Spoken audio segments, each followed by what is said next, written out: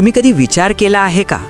इतिहास जेव्हा मोठ्या साम्राज्यांची गोष्ट सांगतो तेव्हा तो नेहमी तलवारींचा आवाज ऐकवतो, रणांगणातील धूर दाखवतो, किल्ल्यांच्या भिंतींवर उडणारे भगवे झेंडे दाखवतो. पण त्या सगळ्या गजरामागे एखादा शांत आवाज असतो का? एखादी सावली जी दिसत नाही पण आधार मात्र देते. 17व्या शतकातील भारत, राजकीय अस्थिरता, मोघलांचा विस्तार, आदिलशाही निजामशाहीची स्पर्धा, आणि ह्या सगळ्यातून उगवतं एक नाव, छत्रपती शिवाजी महाराज. होय, आपण सगळे त्यांना ओळखतो. तोरणा जिंकणारे, प्रतापगडावर अफजल खानाचा पराभव करणारे, हिंदवी स्वराज्य ही संकल्पना प्रत्यक्षात उतरवणारे, एक दूरदर्शी, धाडसी, असामान्य नेता. पण जेव्हा महाराज रणांगणात होते, जेव्हा निर्णयांच्या वादळात ते अडकले होते, जेव्हा विश्वासघात, राजकीय डावपेच आणि असंख्य संकट समोर उभी होती, त्यावेळी त्यांच्या आयुष्यातील सर्वात मोठा आधार कोण होता? आज आपण ज्या नावाची गोष्ट करणार आहोत ते नाव कदाचित रणांगणात घुमलं नाही, पण त्या नावाशिवाय स्वराज्याची कहाणी अपूर्ण आहे. त्या म्हणजे महाराणी सईबाई भोसले. रणांगणात तलवारी चमकत असताना काही शक्ती अशा होत्या ज्या शांतपणे इतिहास घडवत होत्या, आणि सईबाई त्या शांत शक्तींपैकी एक होत्या. इतिहासाने अनेकदा स्त्रियांच्या भूमिकेला फक्त पार्श्वभूमी म्हणून दाखवलं, पण खरंच का त्या फक्त पार्श्वभूमीत होत्या? सईबाई भोसले घराण्याची पहिली महाराणी, शिवाजी महाराजांची पहिली पत्नी, आणि पुढे स्वराज्याच्या गादीवर बसणाऱ्या छत्रपती संभाजी महाराज यांच्या आई. पण एवढंच आहे का त्यांचं ओळखपत्र? नाही.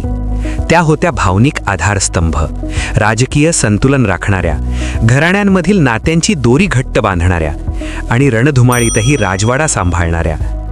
इतक्या मोठ्या जबाबदाऱ्या पार पाडणाऱ्या या स्त्रीचा स्वराज्याच्या इतिहासात मोठा ठसा असायला हवा होता. पण दुर्दैवाने इतिहासाच्या पानांमध्ये त्यांचा उल्लेख फार थोडक्यात आढळतो. आपण हा प्रवास का करतोय? कारण इतिहासात सईबाईंचं नाव अनेकदा फक्त 2-3 ओळींमध्ये संपतं. शिवाजी महाराजांची पहिली पत्नी आणि बस.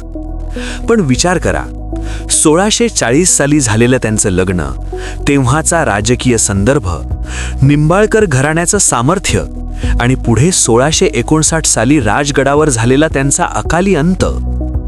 ह्या सगळ्या काळात त्या फक्त पत्नी होत्या की स्वराज्याच्या पायाभरणीतला एक महत्त्वाचा दगड? त्या कोण होत्या? त्या कशा वातावरणात वाढल्या? त्यांनी स्वराज्याच्या सुरुवातीच्या काळात नेमकी कोणती भूमिका निभावली, आणि त्यांचा मृत्यू महाराजांच्या आयुष्यावर कसा परिणाम करून गेला? आपण केवळ गोष्ट सांगणार नाही, आपण त्या काळात शिरणार आहोत. त्या स्वराज्याच्या काळात, त्या किल्ल्यांमध्ये, जिथे इतिहास फक्त रणांगणावरच नाही तर राजवाड्यांच्या भिंतीआडही घडत होता. आपण नेहमी किल्ले बाहेरून पाहतो, तोरणा, प्रतापगड, राजगड.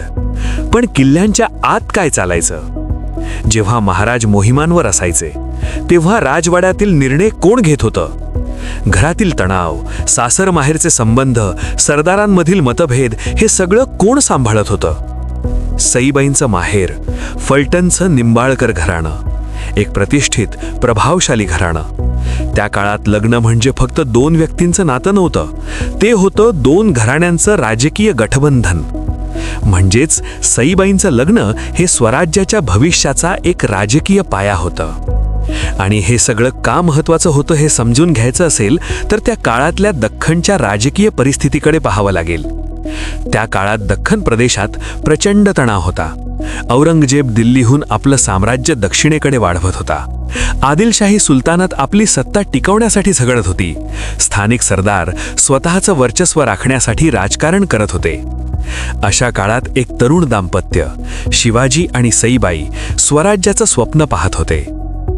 कल्पना करा, अस्थिरता, अनिश्चित भविष्य, प्रत्येक क्षणी जीविताचा धोका, आणि तरीही घरात आशेचा दिवा जळत ठेवणारी एक स्त्री. ही आशा, ही स्थिरता फक्त कर्तव्यामुळे नव्हे तर त्यांच्या अंतर्मनातल्या श्रद्धा आणि संस्कारांमधून येत होती.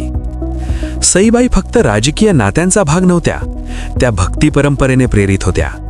त्या काळात स्त्रिया किल्ल्यांच्या भिंतीआड असल्या तरी त्यांच्या मनात श्रद्धा, संस्कार आणि मूल्यांची शक्ती होती. 4 मुलांची आई, त्यात संभाजी महाराज, ज्यांना पुढे इतिहासाने एक वेगळीच कसोटी दिली. आई म्हणून त्यांनी काय संस्कार दिले असतील, कसल्या कथा सांगितल्या असतील, कसल्या प्रार्थना केल्या असतील. ही फक्त कल्पना नाही, ही स्वराज्याच्या भावनिक मुळांची कहाणी आहे. पण नियतीने या कहाणीला फार मोठा वेळ दिला नाही. 1659 साल, राजगड किल्ला आणि सईबाईंचा अकाली मृत्यू. तेव्हा स्वराज्य अजून पूर्ण फुललं नव्हतं. महाराजांच्या आयुष्यातील सर्वात कठीण टप्पे अजून पुढे होते. विचार करा, ज्यांनी सुरुवातीपासून साथ दिली, ज्यांनी स्वप्न पाहिलं, त्या स्वराज्याचा पूर्ण विस्तार पाहण्याआधीच निघून गेल्या. महाराजांवर त्याचा काय परिणाम झाला असेल? इतिहास शांत असतो, पण त्या शांततेत खूप काही दडलंय. आणि कदाचित म्हणूनच आज शतकानुशतकांनंतरही आपण त्या इतिहासाकडे परत पाहतो, त्यातून प्रेरणा घेण्यासाठी, त्याचा वारसा समजून घेण्यासाठी. आज महाराष्ट्रात शिवजयंती साजरी होते. महिलांच्या नेतृत्वाच्या चर्चा होत आहेत.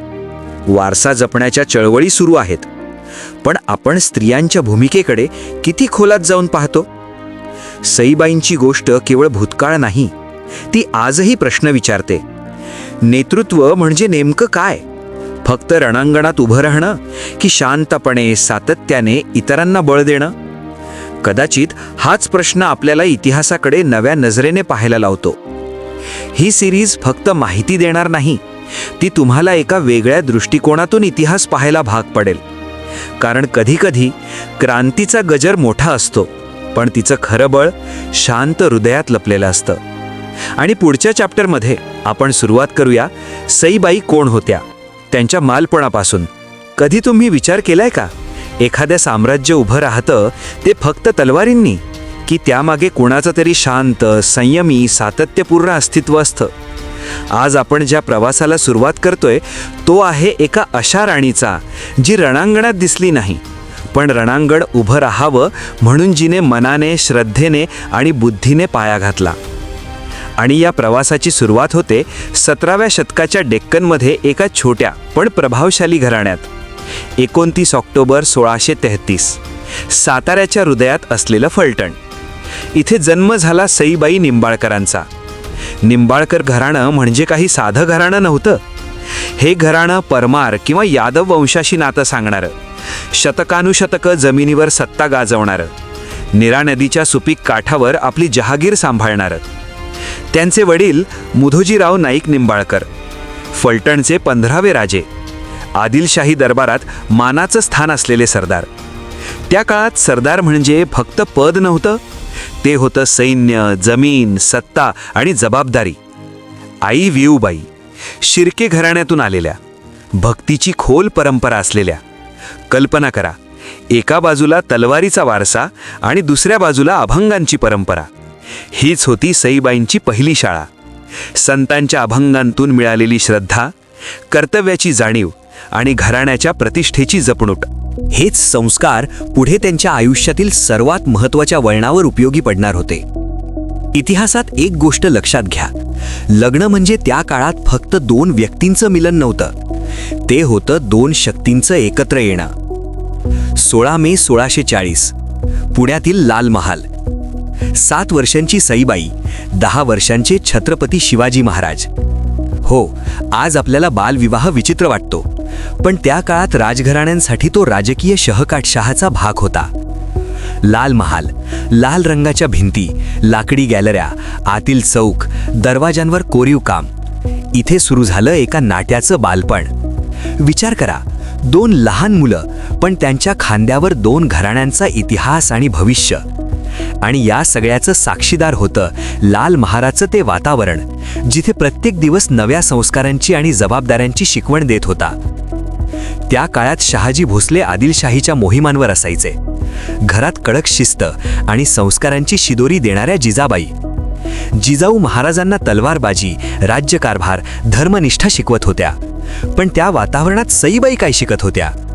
त्या शिकत होत्या दरबारातील लोकांच्या स्वभावाचं वाचन, शांत राहून योग्य वेळी योग्य शब्द बोलण्याचं कौशल्य, घर आणि राजकारण यांचा समतोल. कथा सांगतात त्या अत्यंत सुंदर होत्या, पण त्याहून महत्त्वाचं म्हणजे त्या बुद्धिमान होत्या. त्यांच्या स्वभावात गोडवा होता, पण तो कमकुवतपणा नव्हता.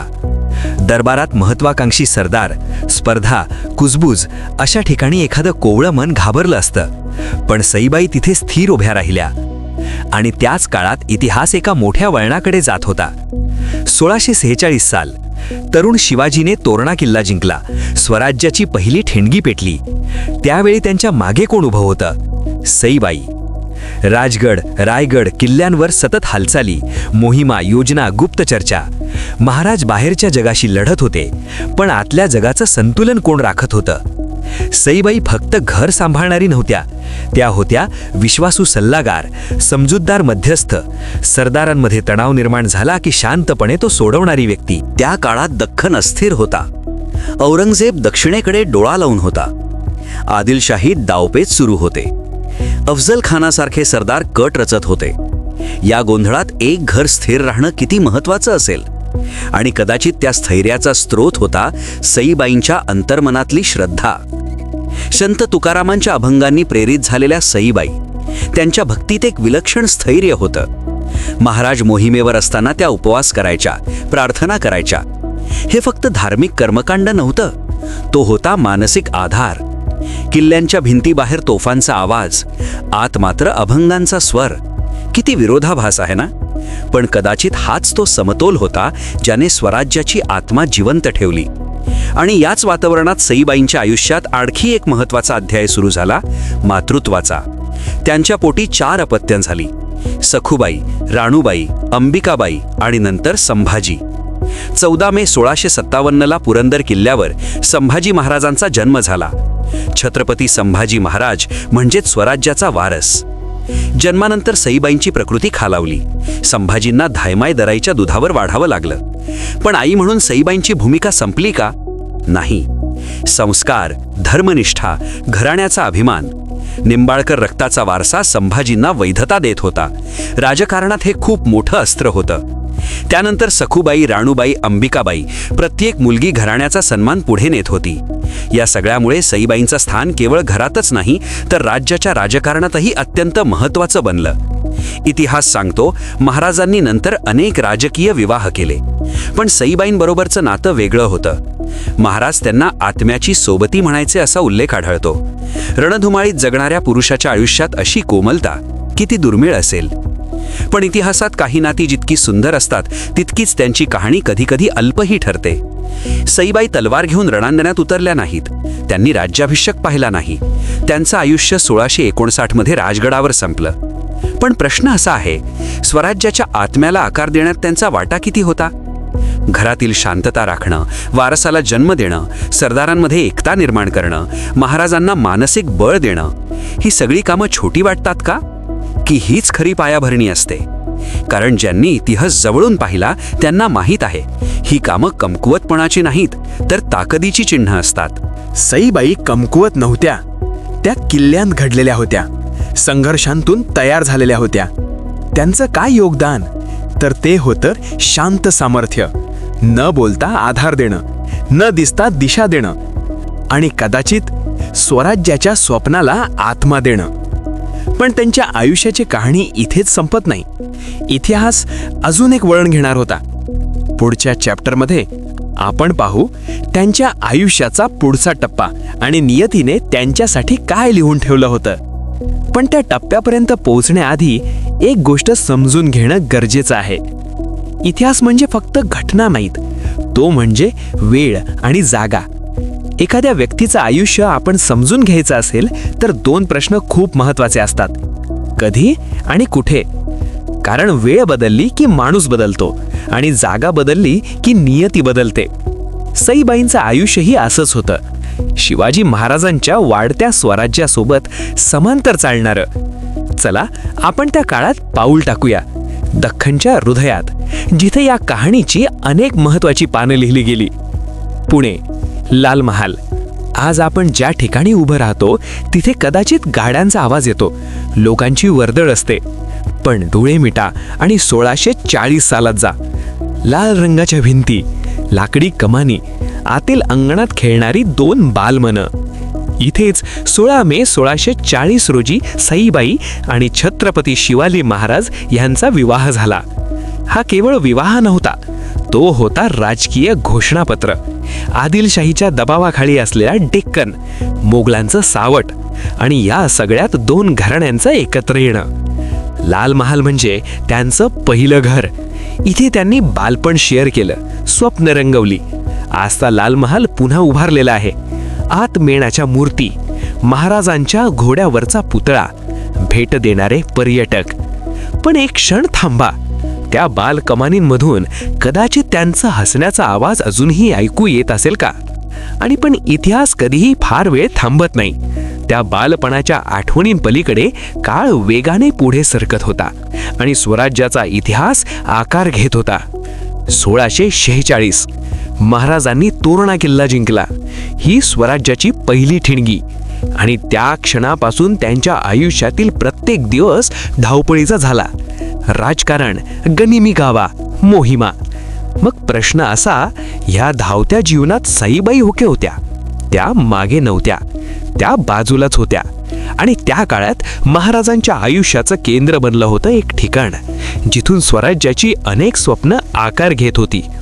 पुण्याचे सभोवताली. 1648 ते 1670 या काळात राजगड स्वराज्याची पहिली राजधानी होती. समुद्र सपाटीपासून 4143 फूट उंच, सह्याद्रीच्या रांगांत दिमाखात उभा. आज तुम्ही राजगडावर 1750 पायऱ्या चढता. घाम फुटतो, दम लागतो. पण कल्पना करा, त्या पायऱ्यांवरून कधी सईबाई चालल्या असतील, त्या बालेकिल्ल्यातून खाली पाहत असतील, धुक्यात हरवलेली दरी आणि दूरवर मोहिमेला गेलेले महाराज. राजगडाच्या बालेकिल्ल्यातील निवासस्थान, तिथेच कुटुंबीय आयुष्य घडलं. संजीवनी तलाव, पाण्याचं ते साठवणूक ठिकाण. कदाचित त्याच पाण्यात सईबाईंचं प्रतिबिंब पडलं असेल. किल्ल्याच्या भिंतीवर उभं राहिल्यावर आजही वारा वेगळाच वाटतो. तो जणू इतिहास सांगतो. आणि या किल्ल्याच्या भिंतीआड स्वराज्याचा इतिहास जसा घडत होता, तसंच सईबाईंच्या आयुष्यातही नवे अध्याय सुरू होत होते. या काळात स्वराज्य विस्तारत होतं आणि सईबाई आई बनत होत्या. 1651 ते 1655 मुलींचे जन्म. आणि मग 14 मे 1657 पुरंदर किल्ला. इथे जन्म झाला छत्रपती संभाजी महाराज. काय क्षण असेल तो! बाहेर किल्ल्यावर पहारा, आत एका वारसाचा जन्म. पण नियतीने थोडी कठोर वागणूक दिली. प्रसूतीनंतर सईबाईंची प्रकृती खालावली. लहान संभाजींना ढायमाई धराईच्या दुधावर वाढावं लागलं. आई म्हणून त्या वेदना काय असतील, स्वतःच्या लेकराला जवळ घेता न येणं. इतिहास फक्त तारीख सांगतो, पण त्या तारखांमध्ये भावना किती खोल असतील. कदाचित अशा कठीण क्षणी मन पुन्हा पुन्हा एका ठिकाणी जात असेल, जिथून हा प्रवास सुरू झाला होता. सईबाईंचं माहेर फलटण. पुण्यापासून साधारण 100 किलोमीटर. सातारा जिल्ह्यातील एक समृद्ध तालुका. निंबाळकरांचा राजवाडा आजही तिथे उभा आहे. तलाव, जुने दरवाजे, वाड्याची भव्यता. त्या अंगणात कधी सईबाई लहानपणी खेळल्या असतील, कधी आईच्या कुशीत बसून अभंग ऐकले असतील. फलटण म्हणजे फक्त जन्मभूमी नव्हती, ती होती त्यांची ओळख. पण प्रत्येक आयुष्याची कहाणी एका टप्प्यावर येऊन काळाच्या कठोर वास्तवाला सामोरी जाते. 5 सप्टेंबर 1659 राजगड. सईबाई वयाच्या फक्त 25-26व्या वर्षी आजाराने निधन पावल्या. तो काळ महाराज अफजल खानाच्या मोहिमेची तयारी करत होते. 10 नोव्हेंबर 1659 रोजी प्रतापगडावर अफजल खानाचा पराभव झाला. पण त्या विजयाच्या 2 महिने आधी महाराजांनी आयुष्याचा सर्वात मोठा वैयक्तिक धक्का सहन केला होता. कल्पना करा, एकीकडे राज्याचा प्रश्न, दुसरीकडे पत्नीचं निधन. महाराजांनी विधी सन्मानाने केले. किल्ल्यावर शोक पसरला. 2 वर्षांचा संभाजी आईविना. त्यांना वाढवलं जिजाबाईंनी. पण त्या रात्री राजगडावर वारा कसा वाहत असेल? तो दुःखाने भरलेला असेल का? आज शतकानुशतकांनंतरही तोच वारा कदाचित त्या आठवणी घेऊन सह्याद्रीतून वाहत असेल. आज तुम्ही राजगडावर जाता. ऑक्टोबर ते मे हा उत्तम काळ. ट्रेक करताना प्रत्येक वळणावर इतिहास उभा असतो. लाल महालात जाता, त्या भिंतींना हात लावता, फलटणच्या वाड्यात फिरता, तेव्हा जाणवतं ही फक्त ठिकाणं नाहीत, ही साक्षीदार आहेत. सह्याद्रीची धुके, कोरडी दगडी बांधकामं, मशी कुळले असलेले तटवंडीचे भाग, पाण्याची हुशार साठवणूक व्यवस्था, या सगळ्यातून दिसतं स्वराज्य म्हणजे फक्त युद्ध नव्हतं, तो होता व्यवस्थेचा चमत्कार. आणि त्या व्यवस्थेच्या प्रवासात काही क्षण असे होते जे सईबाईंच्या आयुष्याशी घट्ट जोडलेले होते. 1640 लग्न, 1646 तोरणा, 1657 संभाजींचा जन्म, 1659 सईबाईंचं निधन. ही फक्त 4 तारीखा नाहीत, ही स्वराज्याच्या आत्म्याच्या ठोक्यांची लय आहे. त्यांचं आयुष्य जणू स्वराज्याच्या हृदयाशी बांधलेलं होतं. स्वराज्य वाढलं आणि त्याच वेळी त्यांचा प्रवास संपला. कधी कधी वाटतं नियतीने त्यांना फक्त पायाभरणीसाठीच पाठवलं होतं का? आणि हाच प्रश्न आपल्याला पुढच्या अध्यायाकडे घेऊन जातो. पुढच्या चॅप्टरमध्ये आपण पाहू का आणि कसं सईबाईंच्या जाण्यानंतर स्वराज्यावर आणि महाराजांच्या आयुष्यावर काय परिणाम झाला. हा प्रश्न समजून घ्यायचा असेल तर इतिहासाकडे थोड्या वेगळ्या नजरेने पाहावं लागतं. इतिहासात काही व्यक्ती तलवारीसारख्या चमकतात आणि काही व्यक्ती दीपस्तंभासारख्या शांत उजळत राहतात. सईबाई कोणत्या प्रकारात येतात? त्यांनी किल्ले जिंकले नाहीत, त्यांनी सैन्य नेलं नाही, त्यांचं नाव मोठ्या लढायांच्या यादीत दिसत नाही, पण तरीही आजही त्यांच्याबद्दल बोलताना आवाज का थरथरतो? कारण त्या साम्राज्याचं हृदयस्पंदन होत्या. आणि कदाचित म्हणूनच त्या हृदयाचा संबंध ज्या व्यक्तीशी सर्वात जवळचा होता त्यांच्याकडे पाहणंही तितकंच महत्त्वाचं आहे. आपण छत्रपती शिवाजी महाराज यांना पाहतो, पराक्रमी, निर्भय, रणनीतीत पारंगत. पण विचार करा, तेही एक माणूस होते. त्यांनाही भीती वाटत असेल का? त्यांनाही कधी थकवा जाणवत असेल का? रणांगणात जिंकणारा योद्धा जेव्हा रात्री एकटा बसत असेल तेव्हा त्याच्या मनात काय चाललं असेल? अशा वेळी ज्याच्यावर तो निसंकोच विश्वास ठेवू शकतो ती व्यक्ती म्हणजे सईबाई. त्यांचं नातं फक्त राजकीय नव्हतं, ते होतं भावनिक. सईबाई गेल्यावर महाराजांच्या आयुष्यात एक पोकळी निर्माण झाली. नंतर अनेक विवाह झाले, पण ती जागा भरली का? इतिहास शांत आहे, पण शांततेत उत्तर दडलंय. कारण सईबाईंचं आयुष्य जरी अल्प होतं तरी त्यांनी स्वराज्याच्या भविष्याची गुरुकिल्ली स्थिर केली होती. सईबाईंचं आयुष्य जरी अल्प होतं तरी त्यांनी एक गोष्ट कायमची सुरक्षित केली, वंश परंपरा. त्यांच्या पोटी जन्मलेले छत्रपती संभाजी महाराज, भोसले घराण्याचा वारसा पुढे नेणारे. राजकारणात वैधता खूप मोठी गोष्ट असते. निंबाळकर घराण्याशी असलेलं नातं संभाजींना एक भक्कम आधार देत होतं. जर सईबाई नसत्या तर पुढच्या पिढीतल्या सत्ता संघर्षांचं चित्र वेगळं असतं का? हा प्रश्न इतिहासकारांनाही पडतो. कारण त्यांच्या आयुष्यात आपल्याला दिसते साम्राज्य उभं करताना मानवी किंमत किती मोठी असते. साम्राज्य उभं राहतं तेव्हा किती त्याग होतात. पती मोहिमेवर, घरात चिंता, बाहेर शत्रू, आत आजार. ही फक्त राणीची गोष्ट नाही, ही त्या काळातील प्रत्येक स्त्रीची गोष्ट आहे. आजही कित्येक महिला पती परदेशात, घराची जबाबदारी, मुलांचं संगोपन, करिअर आणि परंपरा यांचा समतोल. सईबाईंची कथा आजच्या मातृशक्तीशी जोडली जाते आणि हे प्रतिबिंब आपल्याला आजच्या शहरांमध्येही दिसतं, जिथे प्रत्येक दिवस गतिमान आणि संघर्षपूर्ण आहे. नागपूरचं सूर्यनगरी, पुण्याचे IT पार्क, मुंबईची धावपळ. या आधुनिक महाराष्ट्रातही शिवजयंती मोठ्या उत्साहात साजरी होते. राजगड यात्रा होते. इतिहासावर पॉडकास्ट, व्याख्यानं, पुस्तकं लिहिली जातात. पण या उत्सवांमध्ये सईबाईंचा उल्लेख किती वेळा होतो? त्यांची कथा आपल्याला आठवण करून देते. इतिहासातल्या स्त्रियांचं नाव विसरणं म्हणजे इतिहास अपूर्ण ठेवणं. आणि कदाचित म्हणूनच किल्ल्यांच्या भिंतींवर उभं राहून आपण इतिहासाच्या आत्म्याशी संवाद साधू शकतो. जर तुम्ही राजगडावर उभे राहिलात, धुक्यात हरवलेल्या सह्याद्रीकडे पाहिलत, स्वतःला विचारा, या किल्ल्यांनी कोणकोणत्या भावना पाहिल्या असतील? विजयाचा आनंद, पराभवाची भीती आणि एका राणीचं शांत दुःख. सईबाईंच्या मृत्यूबद्दल अफवा फारशा नाहीत. आजारीपणामुळे निधन झालं एवढंच, पण कधीकधी साधेपणातच काव्य असतं. त्या गेल्या आणि काही महिन्यांनी अफजल खानाचा पराभव झाला.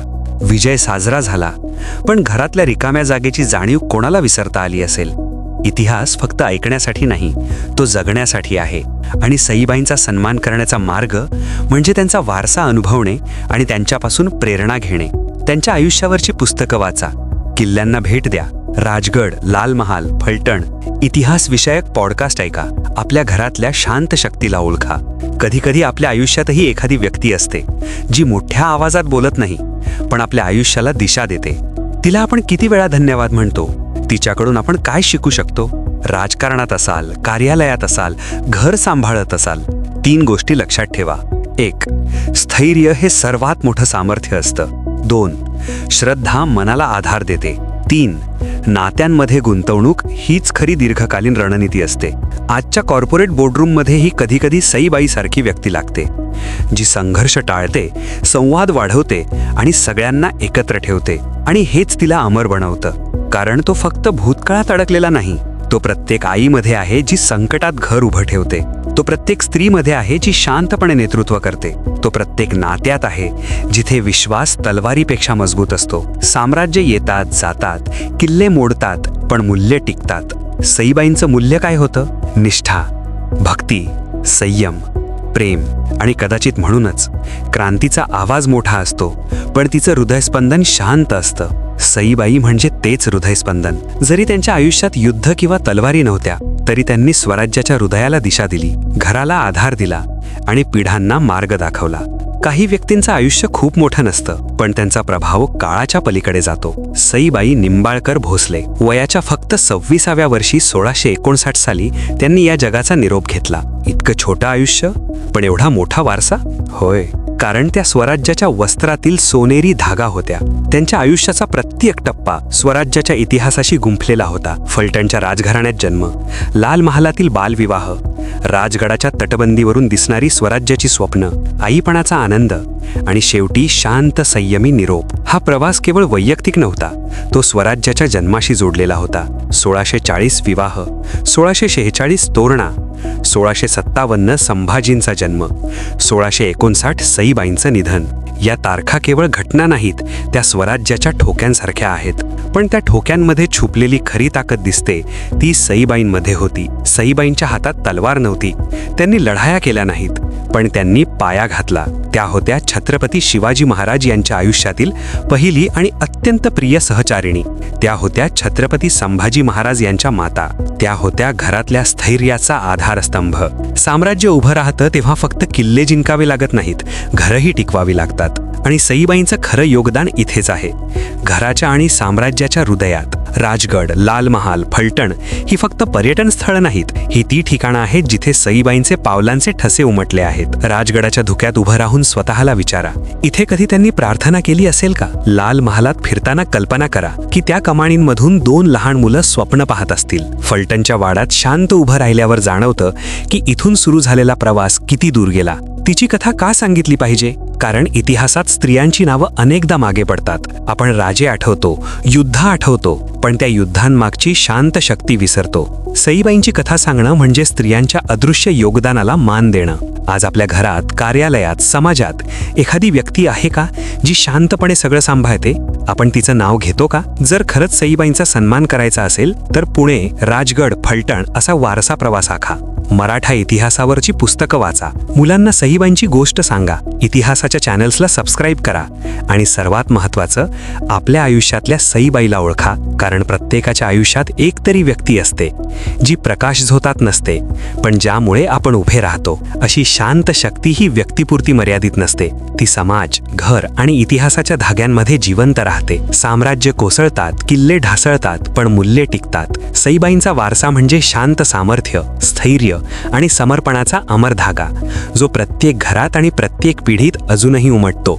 जर तुम्हाला या कथेतून प्रेरणा मिळाली असेल तर आमच्या चॅनलला सबस्क्राईब करा आणि कॉमेंटमध्ये सांगा पुढच्या व्हिडिओत तुम्हाला कोणत्या ऐतिहासिक व्यक्ती किंवा घटनांवर कथा पाहायला आवडेल. लाईक करा, शेअर करा आणि पुढच्या प्रवासासाठी तयार राहा.